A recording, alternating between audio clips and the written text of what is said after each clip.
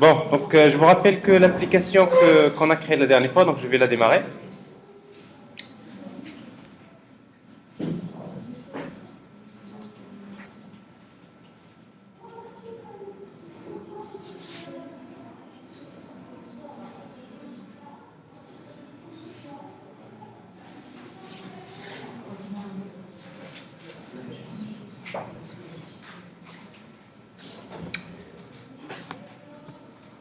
Alors l'application pour le moment, il est accessible via l'adresse localhost 8080/index et que l'application en principe, pour le moment,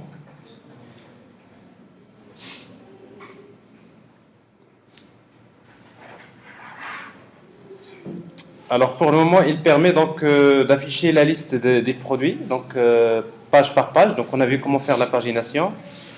L'application, il permet également de chercher des produits par mots-clés. Mais également, la dernière action qu'on avait fait, si vous vous rappelez, donc c'était la suppression. Alors, supprimer un produit. Alors, sauf que bien sûr, comme vous pouvez le constater, la suppression généralement doit être précédée par un message d'alerte. Parce qu'en fait, supprimer sans avertir, c'est quelque chose qui ne se fait pas généralement. Alors, ça veut dire qu'on aura besoin d'afficher une petite boîte de dialogue simple JavaScript. Êtes-vous sûr de vouloir supprimer? Bon, si vous voulez le faire d'une manière plus simple, donc c'est ce que je vais faire d'abord. Alors, dans la page, dans la vue, produit.html, ben, nous avons le lien supprimé.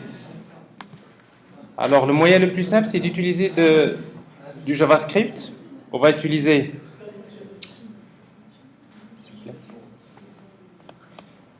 alors, on va utiliser donc sur le lien, on clique. Directement, return. Bon, ça, c'est du JavaScript. Donc, return, la fonction qui permet d'afficher un message, c'est alerte. Ça, en JavaScript. Bon, alerte. Êtes-vous sûr, par exemple, de vouloir supprimer? Ben, c'est très simple. Ça veut dire que quand vous avez un clic, il y a une fonction alerte JavaScript qui s'affiche, vous cliquez sur soit OK ou bien annuler. Alors, si vous mettez OK, donc il retourne true, et du coup, le lien, c'est-à-dire le lien va être appelé, sinon, ça ne sera pas fait. Donc, ça, si vous voulez, le moyen le plus simple, c'est d'ajouter donc, c'est-à-dire ce petit bout de code JavaScript. Alors, je vais actualiser.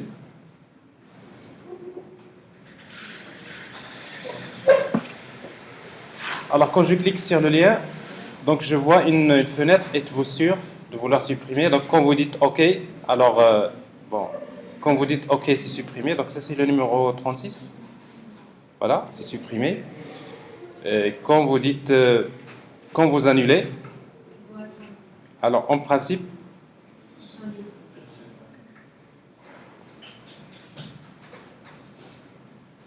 alors, c'est pas alerte. Je me suis trompé, c'est confirme. C'est pas bien réveillé. En tout cas, l'alerte, ça permet juste d'afficher un message. Mais c'est pas ce que je veux. Hein. Je veux la fonction confirme. Parce qu'en fait, c'est confirme qui permet d'afficher deux boutons, annuler ou bien confirmer.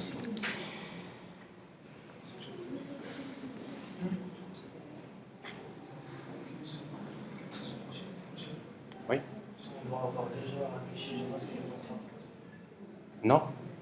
Alors, vous voyez donc ici, c'est vraiment le minimum de JavaScript que vous écrivez dans... On veut faire une application MVC côté serveur, on a besoin d'écrire un minimum de JavaScript, mais on l'a écrit comme ça. On peut bien créer un fichier JavaScript, faire tout, mais on n'a pas besoin. Donc, si je clique sur le lien, donc qu'est-ce que j'ai? Donc, êtes-vous sûr? Donc, vous avez soit OK, soit annulé. Donc, OK, ça permet de supprimer, et annuler, donc ça annule l'opération. Bon, ça c'est ici. En fait, ça c'est le minimum du code JavaScript qu'on a écrit au niveau de l'application. Alors maintenant, ce que je vais faire maintenant, c'est comment saisir un nouveau produit. Donc on va essayer donc de voir la saisie et l'ajout de produits. Alors pour cela, donc on va ajouter une nouvelle vue. Je reviens à mon contrôleur. Sachant que au niveau de contrôleur, donc on a déjà programmé la dernière fois donc les actions index et l'action supprimée. Alors je vais ajouter maintenant une autre action, c'est-à-dire une action qui permet de me donner une vue qui permet de saisir un produit. Donc je vais l'appeler par exemple form produit return. Je vais créer une vue que je vais appeler form produit. Form produit. Alors pour accéder à cette action, donc je vais utiliser la notation request mapping. Alors donc sur request mapping, on va utiliser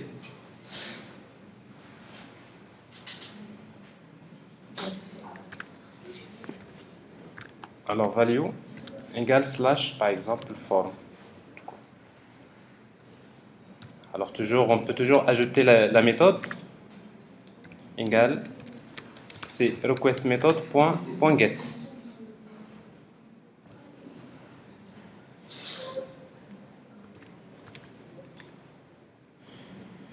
Alors ça veut dire quoi? Ça veut dire que si je tape http localhost/form, qu'est-ce que je vais recevoir? Une vue qui s'appelle form-produit.html. Donc on va créer donc cette vue. Bon, a priori donc je vais prendre la même vue produit.html. CTRL-C, CTRL-V. C'est une page HTML. Alors on va l'appeler donc form produit.html. Bon, les choses communes, donc on aura besoin donc toujours d'utiliser le moteur de template ThemeLeaf. On aura besoin des feuilles de style CSS. On a besoin d'utiliser bootstrap min.css. Et après donc tout ce qui concerne le body, je le supprime et je vais mettre un nouveau formulaire. Oui.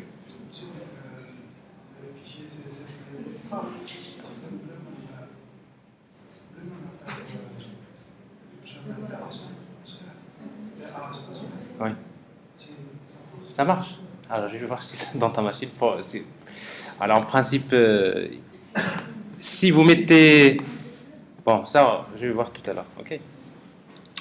Alors, en tout cas, donc, ce qu'on va faire, donc, on va essayer d'afficher un formulaire de saisie. Alors, pour cela, donc, je vais créer un div d'abord. Class container. Dans lequel je vais mettre un div class panel. Je vais utiliser panel. C'est juste pour afficher avec Bootstrap, pour afficher des boîtes de dialogue. C'est très simple de faire comme ça. Panel, par exemple, default.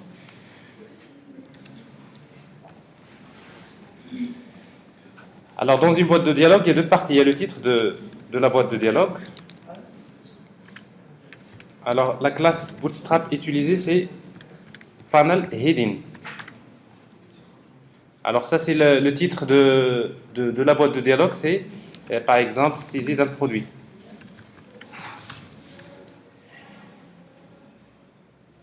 Et après, il y a le corps. En fait, le corps du panneau. Classe panel body.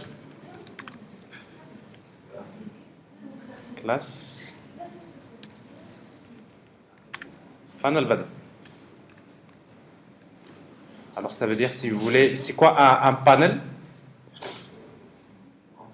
Alors on va utiliser donc c'est quoi? Slash form. Alors si tout marche bien, on devrait avoir en retour une vue. Et cette vue là, c'est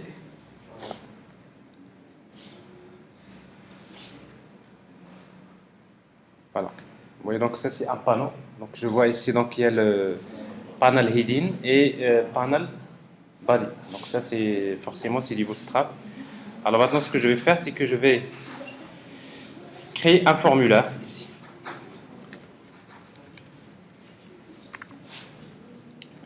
Alors le formulaire, donc on va utiliser un formulaire. On va utiliser TH-action. Alors quand je vais valider le formulaire, je fais appel à une action que je vais appeler save. qui me permet d'enregistrer un produit. La méthode qu'on va utiliser dans le formulaire, c'est POST, s'il vous plaît. S'il vous plaît, on ne peut pas travailler comme ça. La méthode que je vais utiliser, c'est POST. Donc ça, c'est un formulaire. Alors maintenant, chaque groupe de contrôle, donc je vais le mettre dans un div, si vous voulez. Tout ça, c'est Bootstrap toujours. Classe. Il y a une classe qui s'appelle formGroup.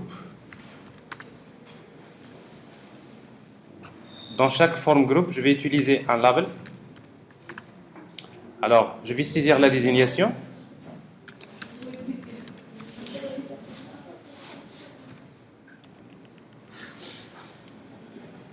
Un champ de texte, input type égale texte, name égale ces désignations. Mais par contre, il y a quelque chose qu'on va ajouter au niveau du contrôleur. C'est que c'est vrai, j'ai une vue, mais dans le modèle, alors le modèle, je vais ajouter un attribut, add attribute. Je vais ajouter un attribut que je vais appeler produit. Alors dans la valeur, c'est quoi? C'est new produit. Alors ça veut dire quoi? Ça veut dire que c'est normal parce que quand j'affiche un formulaire, chaque contrôleur du formulaire, il affiche la donnée d'un champ de produit. Donc ça veut dire que je suppose que dans mon modèle, j'ai un objet produit. Et du coup, donc, au niveau du contrôleur, plutôt au niveau de la vue, je vais utiliser thValue égale thValue, donc je vais utiliser $. Quoi? C'est produit que j'ai dans le modèle, point, désignation.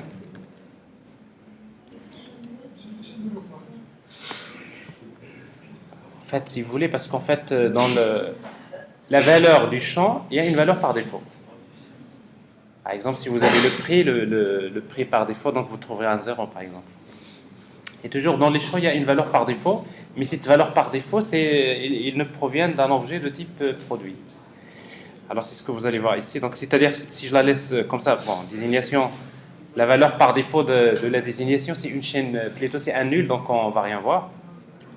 Alors ici, donc, je vais faire, je vais utiliser donc une classe pour label. Ça s'appelle control label. Et je vais utiliser une classe pour input. Ça s'appelle form control. Alors tout ça, c'est Bootstrap. Je fais copier-coller. Alors si vous voulez, si j'actualise, tout ce que je vais avoir,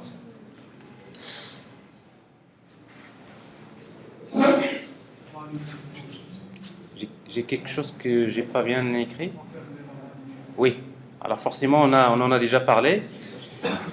C'est quand si vous fermez pas des balises, donc ils seront signalés d'ailleurs, on peut le voir ici. Le type élément input doit se terminer par slash input. Alors input slash.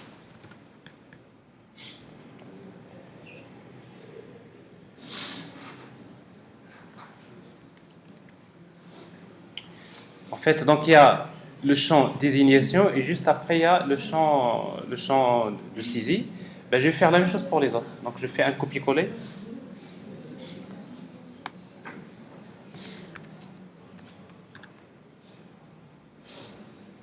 Ça c'est le prix. Le champ prix. La valeur c'est prix.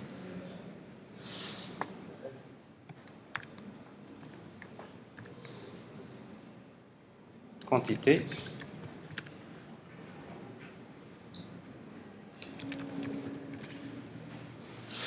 Quantité.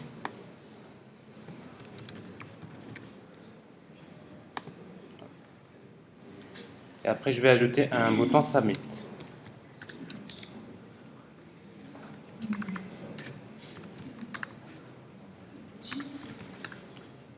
type submit.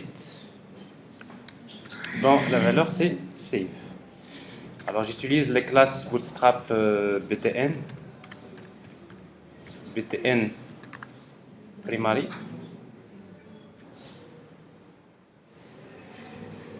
Alors voilà le formulaire.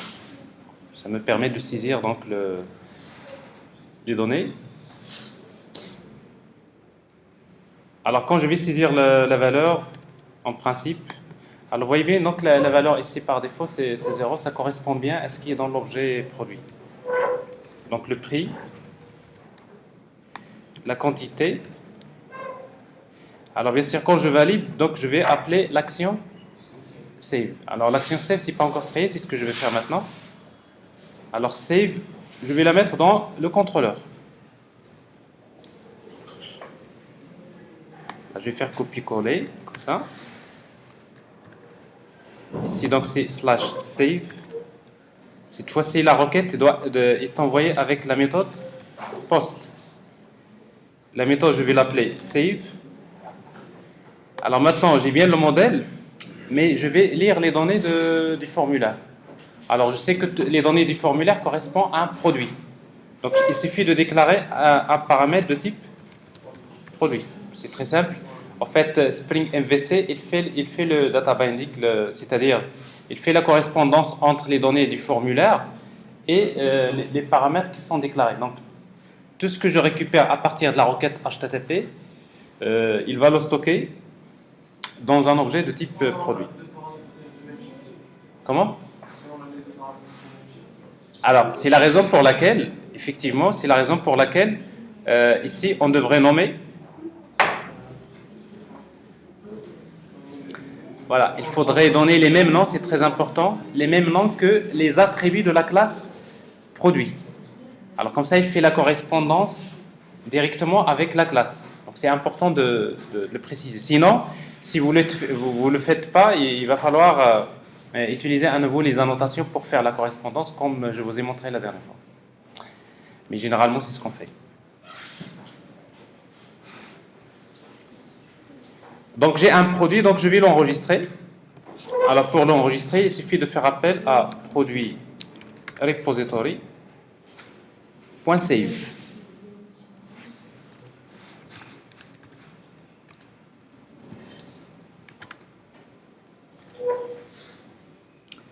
Une fois que j'enregistre, alors ce que je vais faire, c'est que je vais par exemple, généralement quand on enregistre un enregistrement, on peut afficher une page de confirmation. Ou bien on peut faire une redirection vers une autre page. Alors ici donc ce que je vais faire, je vais vers une autre vue que je vais appeler confirmation. Bon, ça veut dire que j'ai besoin de créer une page confirmation.html.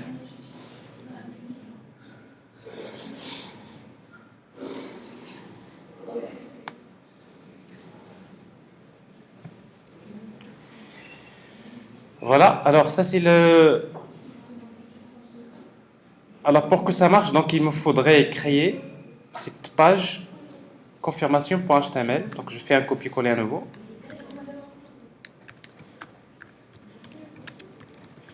Confirmation.html. Alors donc confirmation.html, je vais faire la même chose. Je vais créer un panneau. Cette fois-ci au lieu d'un formulaire. Voilà.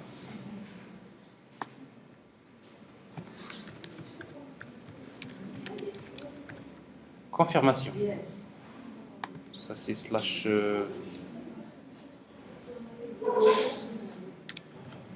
un slash div qui manque.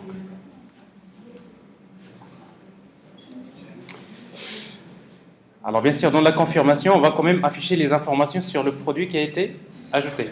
Alors ce que je peux faire ici, je peux toujours utiliser div. Si vous voulez, on peut utiliser des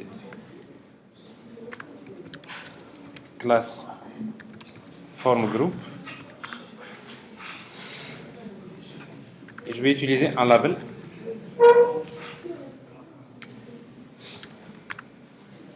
Alors, désignation. Tout d'abord, le ID.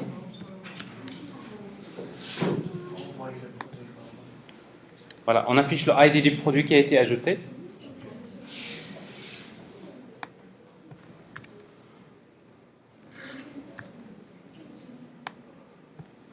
Bon, je l'affiche sous forme d'un label si vous voulez. On va utiliser th2.text égale. Alors je vais afficher la même chose. Le produit, c'est $produit.id. Et je fais copier-coller pour afficher les autres.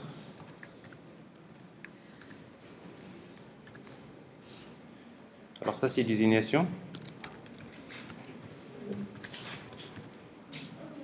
Ça c'est le prix.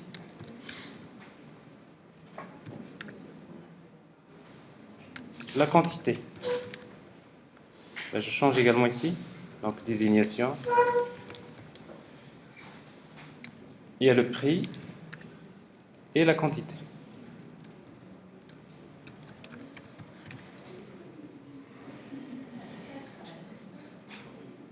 Alors ça c'est pour afficher les informations sur le produit qui a été ajouté.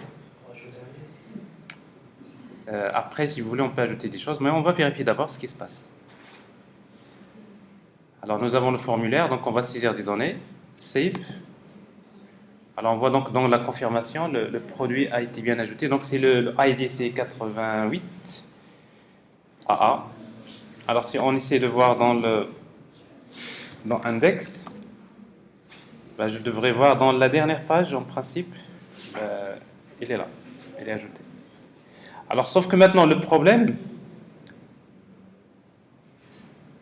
c'est qu'on n'a pas fait la validation. C'est-à-dire, si vous saisissez, par exemple, vous faites même pas la saisie, ben, il va accepter. Donc, il a ajouté, même si, par exemple, la désignation n'a pas été saisie. Alors, forcément, c'est pas bien. Alors, c'est pour cela qu'il faudrait faire la validation des formulaires. Alors, il faut contrôler les données. Alors, comment on le fait? Donc, avec Spring MVC, en fait, c'est très simple de faire la validation. On va commencer d'abord par changer au niveau de l'entité produit. Vous allez voir, c'est vraiment assez simple. Alors, dans l'entité produit, on va ajouter des annotations. Alors, les annotations de validation, par exemple, pour la désignation, je vais ajouter une annotation qui s'appelle, par exemple, not nul, par exemple. Alors, l'annotation not nulle, ça veut dire que je n'accepte pas que la désignation soit nulle. Je peux ajouter une autre annotation qui s'appelle size. Par exemple, min égale, par exemple, allez, on va dire min égale à 4, max égale à 15. Bon, c'est juste pour tester. Donc ça veut dire que je n'accepte pas que la désignation ait un nombre de caractères qui dépasse 15 et qui est inférieur à 4. Par exemple, le prix, supposons que le prix doit être supérieur à 100, on pourra utiliser une annotation qui s'appelle decimal min, par exemple.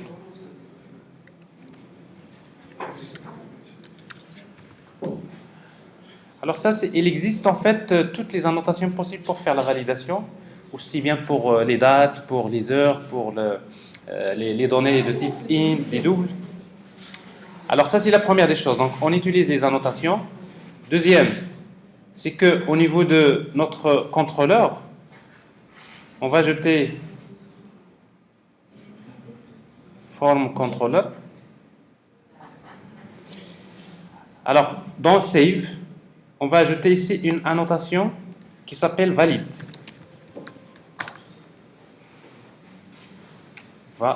Valide.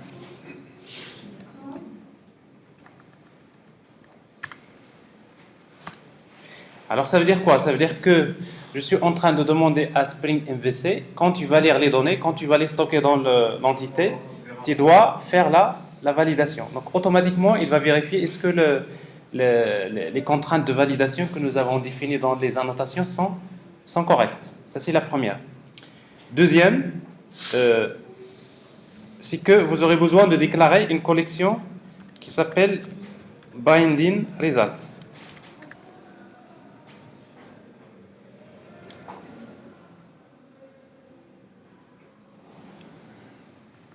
binding result.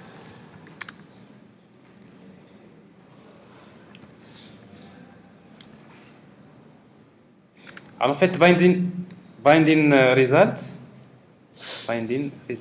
c'est un paramètre que j'ajoute ici.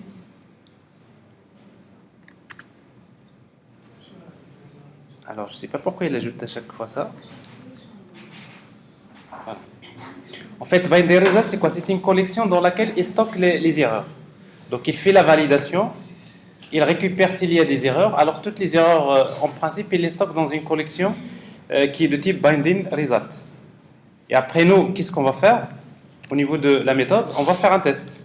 If binding result point has errors, c'est-à-dire s'il y a des erreurs. Alors c'est pas la peine d'aller vers confirmation. Ce n'est pas la peine de faire un save. Je reviens vers le formulaire. Alors comme on va le faire, on va utiliser tout simplement return. On va vers le formulaire. Et notre formulaire, c'est quoi? On va vers la vue forme produit. Donc vous voyez ici, donc je ne fais save que s'il n'y a pas d'erreur. Alors la dernière étape, c'est au niveau de la vue, il faut afficher les erreurs. Alors dans le formulaire, dans chaque groupe de contrôle, je vais ajouter un span. Et on va utiliser th errors égal. C'est même pas la peine de tester. Donc th errors, on va mettre produit point désignation. Ça veut dire quoi? Ça veut dire que si dans la collection des erreurs, s'il y a une erreur qui concerne le champ produit point désignation, tu vas me l'afficher ici. Donc forcément, il fait la vérification. Ben, il affiche un message, mais vous allez voir ce message-là, c'est un message qui fait partie des annotations. Exact. Donc je fais la même chose ici. Alors là, je vais afficher un message pour le prix. Alors je fais la même chose pour la quantité.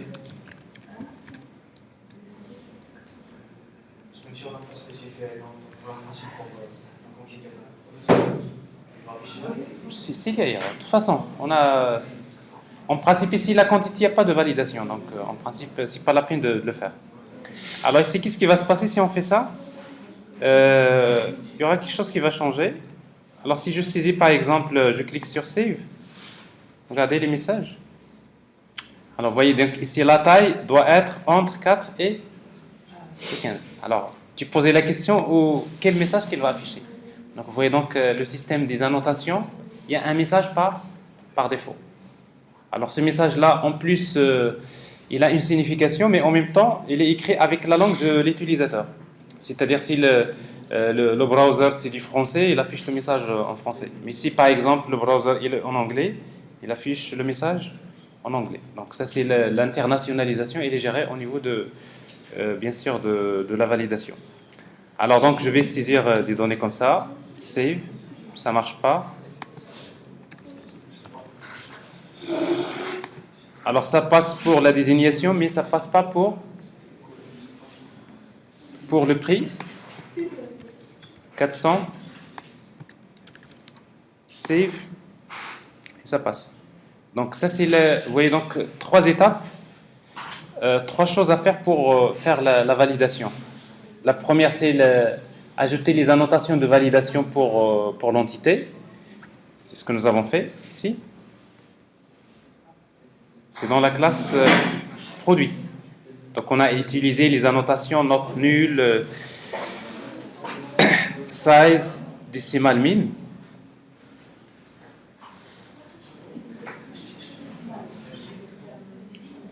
La deuxième, c'est au niveau du contrôleur. Alors dans le contrôleur, on utilise la notation valide dans l'action save et en même temps, on déclare une collection binding result. Et par la suite, donc vous faites la vérification au début de l'action si binder result contient des erreurs, dans ce cas-là, je reviens au formulaire. Donc ça veut dire que l'action save ne sera pas exécutée s'il y a les erreurs dans la saisie. Et enfin, au niveau du formulaire, on ajoute tout simplement th errors pour afficher l'erreur correspondante au champ qui est concerné. Alors maintenant, pour changer la couleur du texte, par exemple en rouge, donc voilà, au niveau du span, vous mettez classe égale par exemple. Alors on peut utiliser par exemple une classe CSS personnalisée, par exemple red qu'on va créer. Alors justement, c'est l'occasion d'ajouter une classe CSS.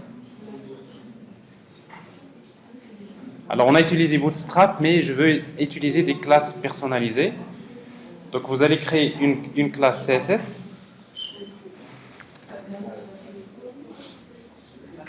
Qu'on va appeler style.css.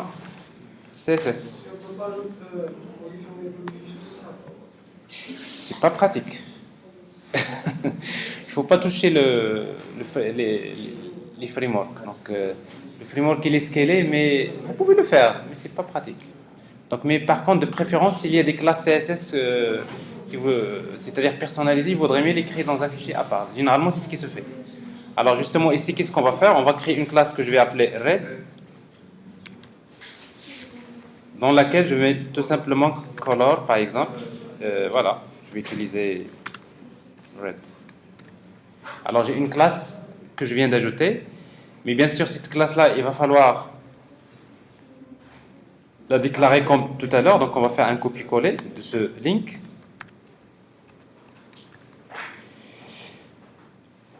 Ici, au lieu de Bootstrap min, on va utiliser style.css et la même chose ici. Style.css. Voilà. Alors ça, c'est pour ajouter une classe CSS. Alors, donc ça, c'est le formulaire.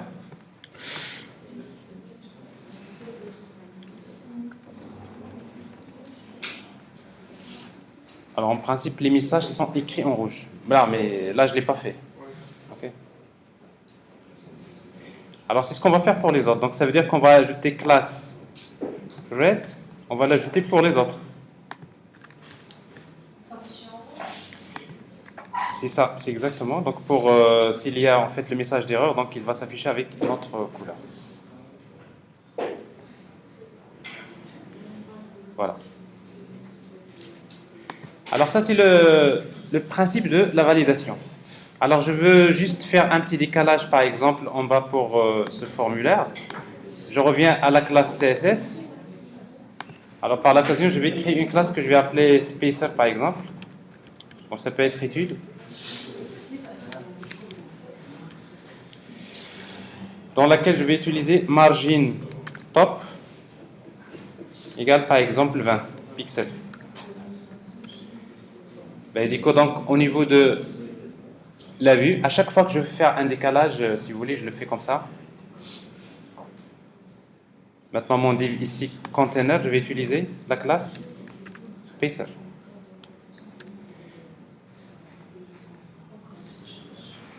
Voilà. Bon, c'est juste un espace. Alors, autre chose.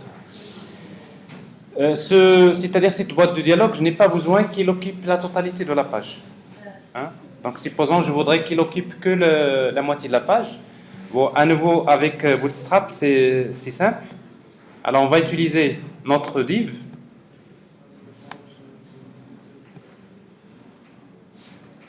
En fait, notre div, on va utiliser call MD, par exemple, 6. Alors, en fait, Bootstrap, il divise en fait une page en 12 colonnes.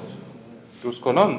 Moi, quand j'utilise MD6, c'est-à-dire pour un écran médium, c'est-à-dire la taille d'un PC, en fait, ça va occuper, par exemple, 6. Mais supposons que c'est la moitié de la page. Alors, si c'est par exemple un smartphone, par exemple, je vais utiliser call par exemple, extra small. « 12 par exemple. Bon, ça, on peut le faire. Ça veut dire quoi? Quand il s'agit d'un PC, ça occupe la moitié. Si c'est un, par exemple, smartphone, je vais utiliser 12. Alors ça, on peut le faire comme ça.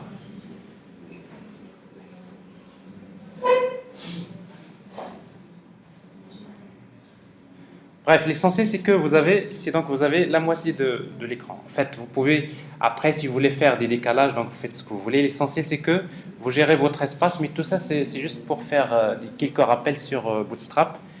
Ça peut être toujours utile. C'est bon? Alors ça, c'est la saisie des données.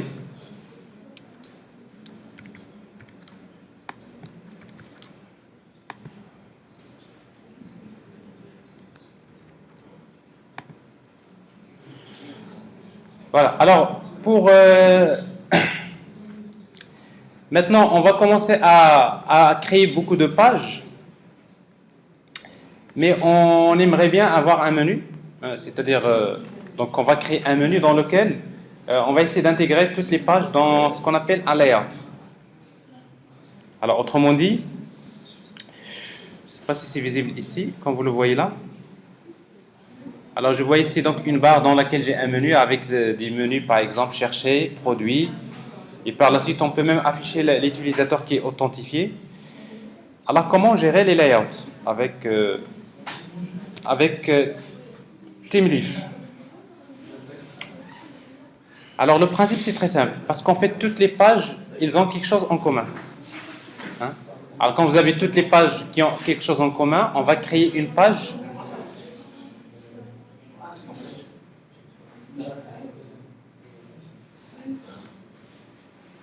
Alors, on va créer une page qui s'appelle Layout. Dans Template, je vais créer une page HTML.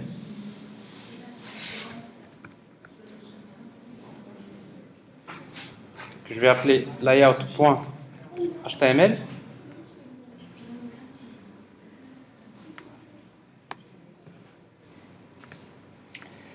Alors en fait, je vais prendre un exemple de layout, je vais vous montrer.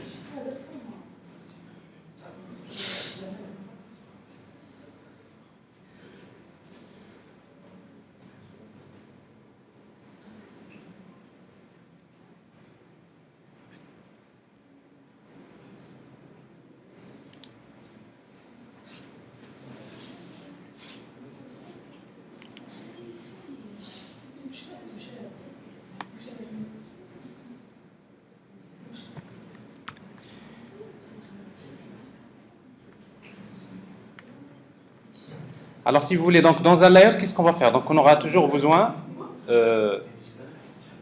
alors je vais utiliser UTF-8. On aura besoin cette fois-ci de namespace. Le premier c'est TH, c'est www.themeleaf.org, mais après il y a un namespace qui est fait en principe pour les layouts. Donc en principe c'est difficile d'apprendre par cœur ça, donc vous faites un copier-coller. Donc vous avez le namespace layout, ça représente donc Themeleaf layout. Donc ça c'est un namespace que vous aurez besoin d'utiliser. Alors par la suite, donc ça c'est le titre de la page.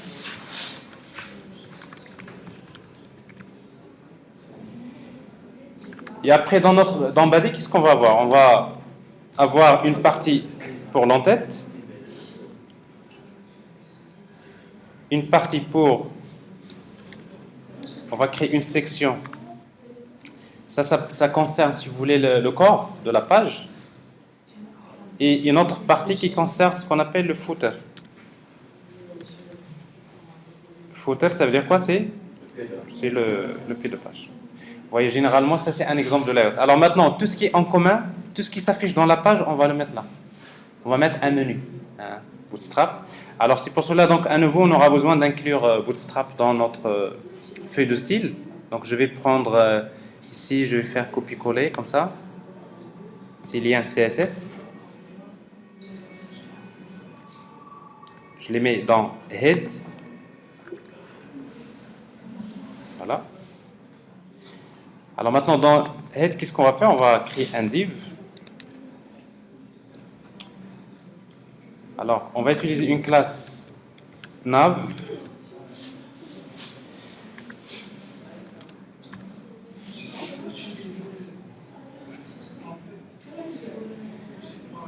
Ben, c'est bien ça les templates. Parce que justement, je suis en train de créer un template. Le layout, c'est un template. Donc, juste, si vous voulez, généralement, ce que vous faites, c'est vous faites du copier-coller, vous cherchez un template qui existe déjà, vous le faites. Mais ça, je vais vous montrer juste comment créer un simple template. Comme ça, par la suite, vous utilisez un template quelconque. Alors ici, donc, je vais prendre un simple menu. Un simple menu, c'est très simple. Voilà, il est là. CTRL-C.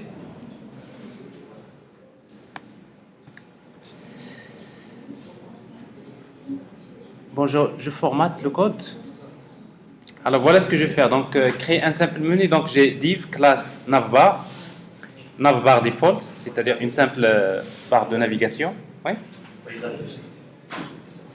Oui. C'est. En fait, navbar c'est une barre de navigation. Navbar default c'est le gris. Bon, tout dépend des couleurs que vous voulez utiliser. Donc tout ça c'est des classes qui font partie de Bootstrap. Je vais utiliser donc un autre div dans lequel je mets container fluid. Alors en fait la classe container fluid c'est que quand vous réduisez la largeur de la page, généralement vous allez voir que le menu il va s'afficher en vertical, donc ça veut dire que c'est un menu qui est fluide. Bon, on va avoir l'effet. Et après on va utiliser UL. Donc la classe nav, navbar nav, donc ça c'est une barre de navigation classique. Et après les liens. Alors pour moi les liens, donc je vais créer un lien chercher. Alors pour moi chercher c'est slash index, n'est-ce pas? Et par exemple pour chercher les produits c'est par exemple je vais vers le formulaire, form, c'est-à-dire slash form. Alors par la suite dans le troisième on va essayer d'afficher l'utilisateur qui est authentifié. Mais ça, on le fera quand on va faire la partie Spring Sécurité, c'est-à-dire pour faire l'authentification.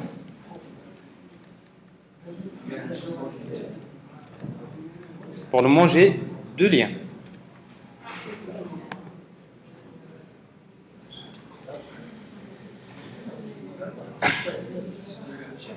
Oui.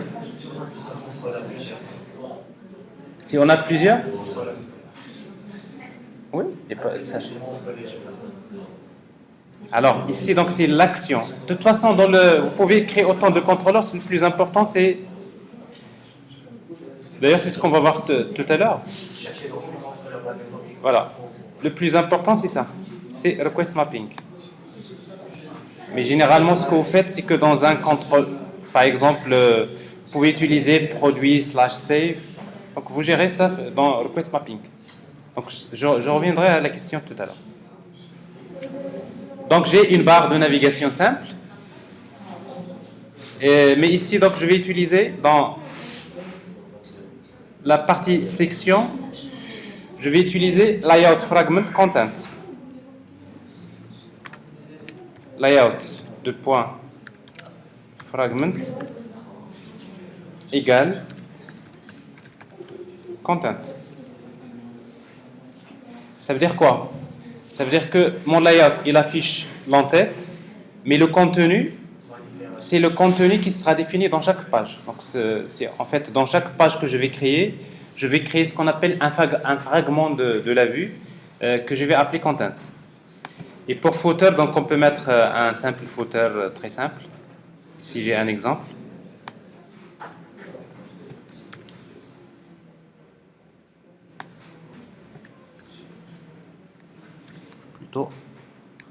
Voilà.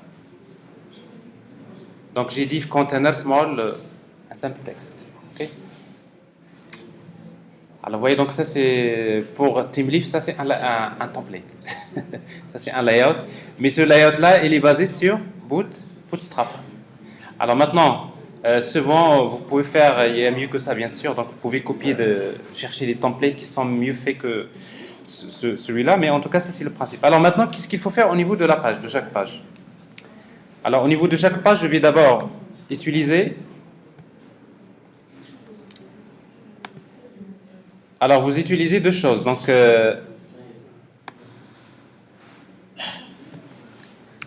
voilà. Je vais dans la page, par exemple, index. Dans la page index que j'ai déjà créée, c'est pas index, c'est produit. Ben, je vais ajouter d'abord ça. Donc, le namespace, CTRL V. Donc, je vais ajouter le namespace XML NS Layout. Deuxièmement, je vais ajouter ça. Layout décorator égale layout. Ça veut dire quoi? Ça veut dire que cette page-là, elle est décorée avec un layout qui s'appelle layout.html. Donc, vous voyez une page qui utilise un layout. Donc, moi, à chaque fois que j'affiche cette vue, il va utiliser ce layout. Alors maintenant, il reste une dernière chose. C'est que dans mon layout, j'ai prévu... Alors, exactement, dans mon layout, j'ai prévu ça. J'ai prévu donc le contenu. Layout content.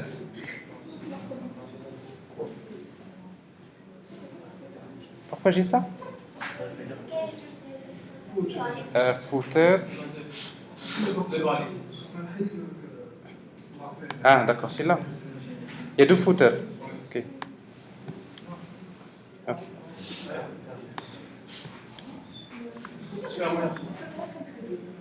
Je dois fermer. Oui.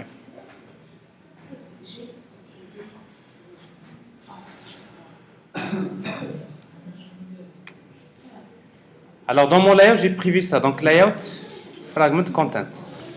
Alors maintenant, dans ma page produit.html, ben, je viens directement vers mon div qui est le container, c'est-à-dire le div principal. Pour moi, le contenu, c'est bien ça.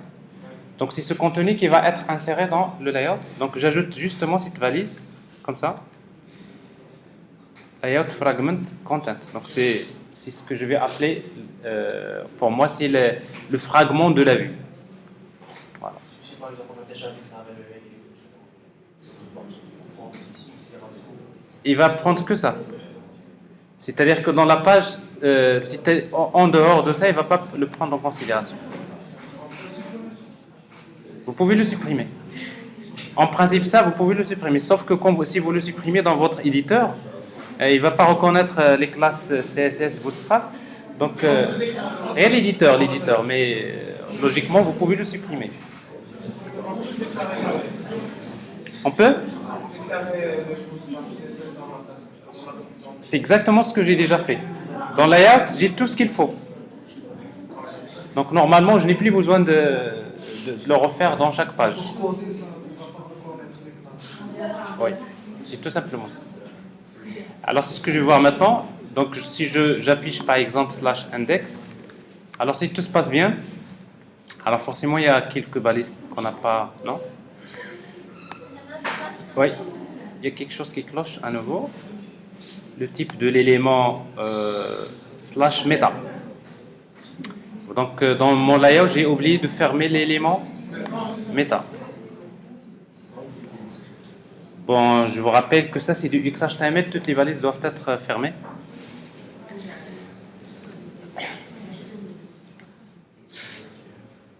Voilà. Alors maintenant, j'ai toujours mon formulaire, mais il est décoré par un layout.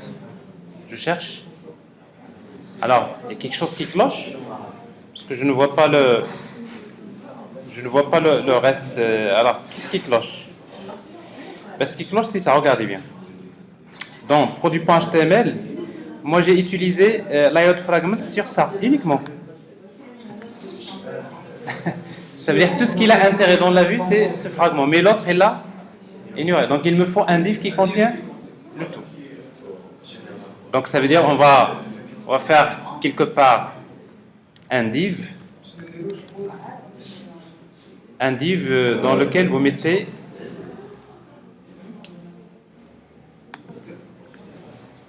voilà. Et après le /div, vous le mettez à la fin. Bon, généralement, c'est ce qu'on fait souvent.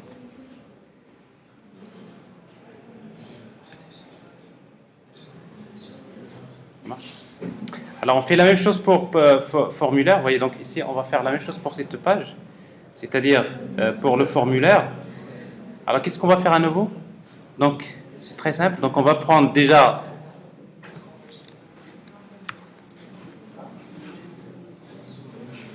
On va déclarer donc le namespace.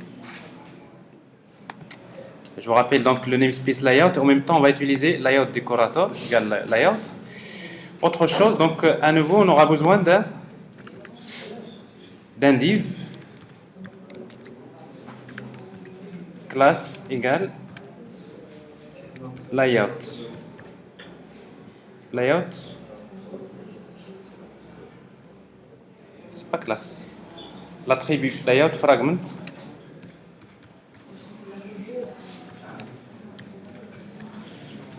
égale content.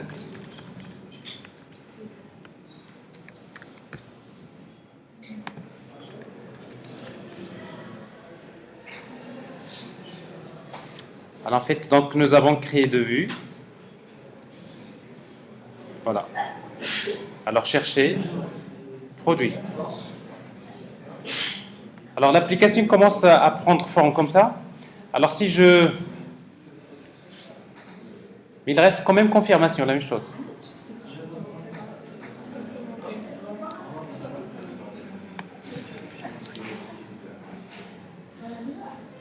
Toutes les pages doivent être décorées par le layout.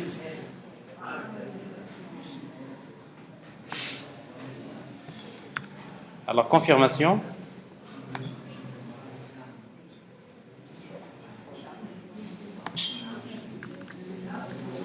Donc je déclare le namespace et après à nouveau donc j'ajoute mon div.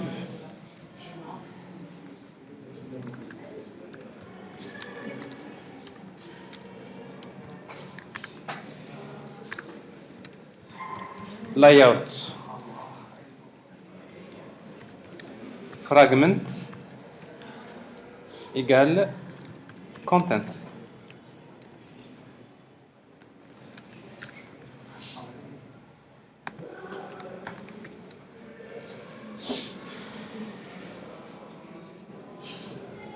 Voilà. Save. Alors donc j'ai les pages. Alors maintenant il me reste à éditer. Donc je peux supprimer. Donc je vais éditer un produit. Alors on va ajouter un lien sur produit ici. Le principe c'est toujours pareil. Donc on va utiliser donc un lien edit td.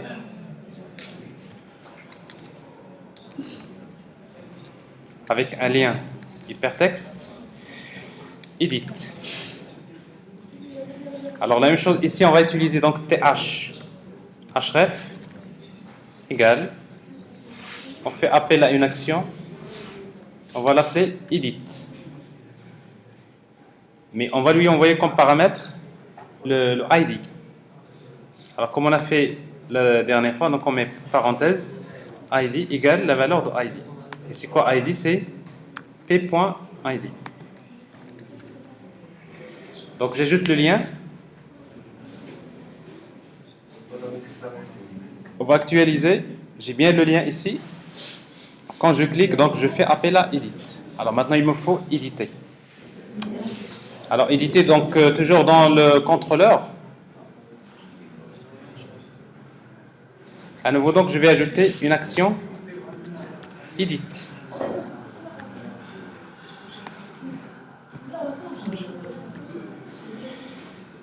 L'action edit, qu'est-ce qu'elle reçoit comme paramètre? ID. Alors maintenant, je vais récupérer le produit. Alors pour récupérer le produit, donc on va utiliser produit P égale produit repository point find one ID. Donc je charge le produit et je le stocke dans le modèle. Cette fois-ci, ce n'est plus new produit, c'est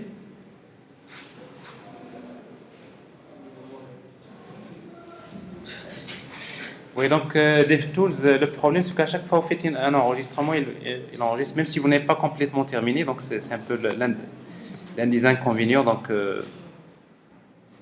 alors, pourquoi il m'affiche tout ça? Oui. Alors, on n'a pas besoin de spécifier ID parce que, donc, je l'ai expliqué la dernière fois, donc Pourquoi il fait tout ça?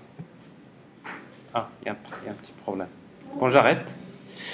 Alors, donc ici, je n'ai pas besoin de spécifier la notation parce que donc, si on ne spécifie pas la notation, par défaut, d'ailleurs on l'a vu dans delete, par défaut il prend le même nom du paramètre que la variable.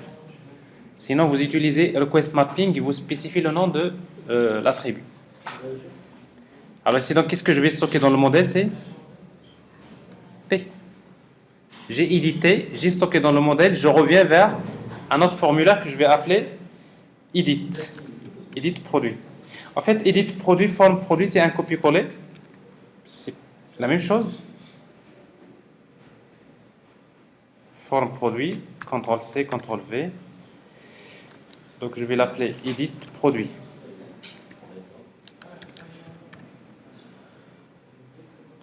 Alors qu'est-ce que je vais changer? La seule modification à faire,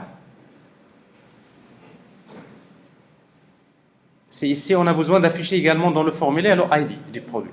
C'est-à-dire je fais copier-coller.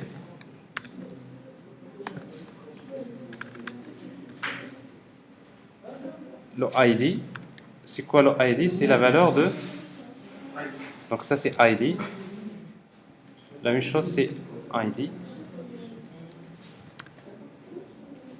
Bon. ID. C'est tout. La même action save, ça peut servir pour update. Donc on va voir.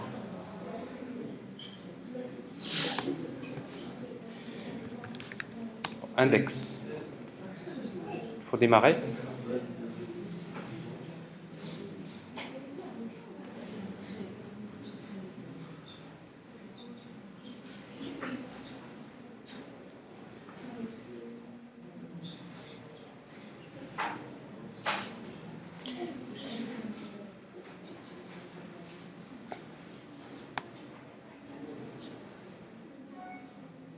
La taille doit être comprise entre 4 et 15. Alors en fait, ce qui se passe, c'est ça. C'est qu'au démarrage de l'application, notre application, il est où? Il est là. C'est qu'au démarrage, à chaque fois, j'insère des enregistrements. Mais ces enregistrements-là, ils dépassent, il y a un qui dépasse 15 ou qui est inférieur à 4. La troisième, il dépasse 15 caractères. Bon. C'est juste au moment de l'insertion, il vous dit que, parce que ça, c'est les conditions de validation des entités.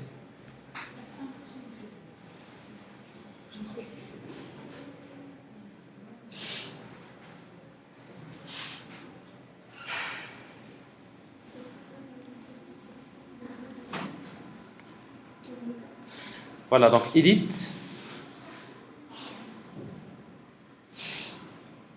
Alors donc j'ai un formulaire edit, donc j'ai le formulaire qui est édité. Alors ici donc normalement le ID il faut qu'il soit disable, caché, hein, il ne faut pas lui donner la possibilité de modifier à l'utilisateur. Mais si je change par exemple, donc ça c'est le ID 3, donc je vais mettre maintenant, je change le nom, save, il va vers quelle action? Save. Et save, il renvoie vers confirmation. Alors maintenant, pour être sûr que c'est changé, on revient ici, donc on va chercher le 3, il a été édité, modifié. Donc vous voyez donc ici l'action save, je vous la rappelle. En fait, l'action save ici, qu'est-ce qu'il fait? Il appelle la méthode save, tout simplement. Et la méthode save, en principe, si vous avez un produit qui contient déjà ID, par défaut, il fait update. Si le ID est nul, il fait insert. Donc ça, c'est l'action comme il est programmé dans Spring Data. Alors maintenant, en réalité, on n'a pas besoin d'aller vers confirmation, mais parfois on a besoin de faire une redirection, de revenir vers une autre vue. Mais ici, donc, c'est juste un exemple. Comment? Oui. Oui. Donc save, il est utilisé pour ajouter et pour également faire la mise à jour. Sinon, vous pouvez changer. Vous créez une autre action qui s'appelle update, mais presque vous allez faire des copier-coller.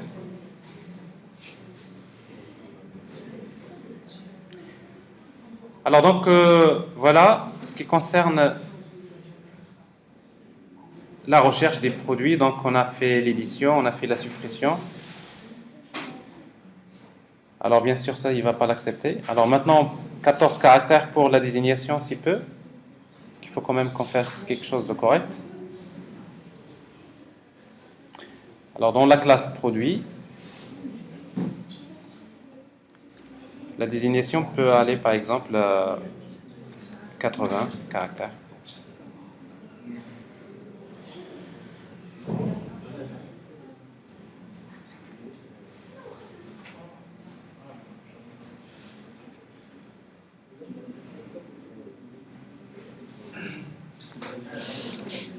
C'est bon?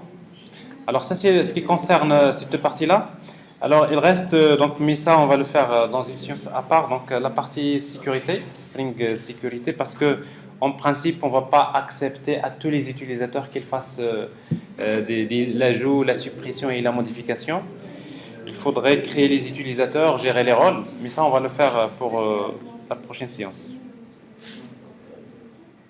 Je ne sais pas si on a oublié des choses. Vous avez des questions?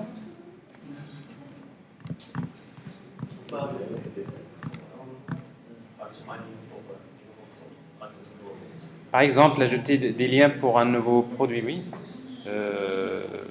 Tout à fait. Mais il est là.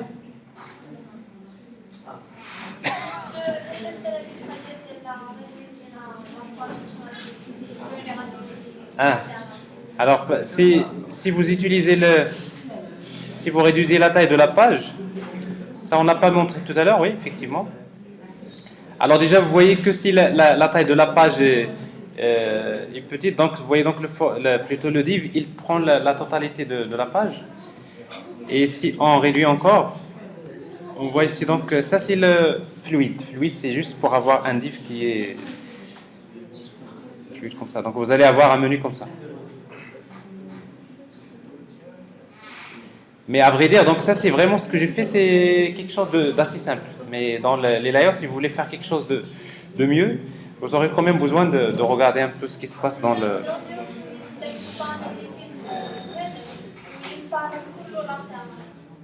le panneau. Oui, qu'est-ce qu'il y a là? Fluide. Ah, fluide.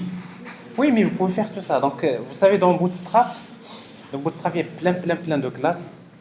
Mais en principe, vous associez avec d'autres effets, par exemple de jQuery, vous arriverez à faire des templates qui sont impressionnants. Mais généralement, quand vous regardez sur le web, vous trouverez des templates qui sont déjà bien faits. Essayez de vous inspirer et de les prendre pour les utiliser. Et en fait, l'objectif pour moi de cette démonstration, c'est de vous montrer comment créer un simple template et comment l'intégrer avec TeamLeaf. Et ça va vous donner une idée sur ce qui va venir par la suite.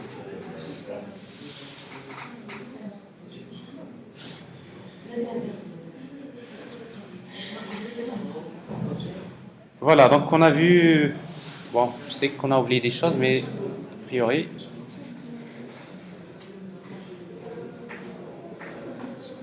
Et par contre, le lien qu'il faudrait ajouter peut-être, c'est au niveau de la confirmation. Quand il y a une confirmation, il faudrait ajouter un lien, par exemple, pour retourner, mais en fait, vous avez toujours ici des menus pour retrouver les actions. Je crois donc qu'on accède à toutes les actions. Donc la partie pagination, donc on a déjà vu. Voilà, donc il ne reste que la dernière étape, c'est la partie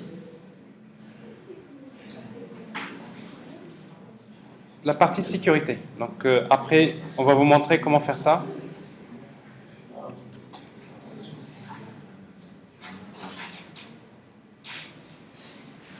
Donc comment ajouter un formulaire d'authentification et comment gérer les droits d'accès à l'application.